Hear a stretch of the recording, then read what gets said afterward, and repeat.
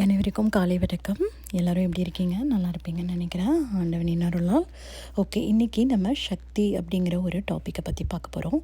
சக்திகள் அப்படின்னா என்ன அப்படின்னா, நம்மளுக்குள்ளே இருக்கிற பாசிட்டிவ் எனர்ஜியை நம்ம சக்திகள்னு சொல்லலாம். ஸோ நம்ம எப்போ டயர்ட் ஆகுறோம், எப்போ ஏதாவது ஒரு பிரச்சனைக்கு கீப் ஆன் ஆர்கியூமெண்ட் பண்ணுறோமோ, அப்போது இன்னுமே அந்த பிரச்சனைகள் அதிகமாக தான் ஆகும் இல்லைங்களா? ஸோ அந்த பிரச்சனைகளை கம்மி பண்ணுறதுக்கு உங்கள் கிட்டே இருக்கிற அமைதி சக்தியை யூஸ் பண்ணுங்கள்.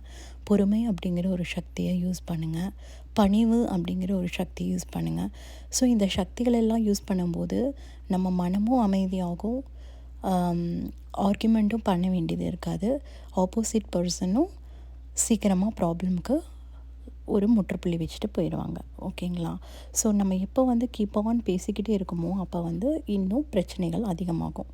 ஸோ அமைதி, அன்பு, பணிவு, பொறுமை இந்த சக்திகளெல்லாம் யூஸ் பண்ணி அமைதி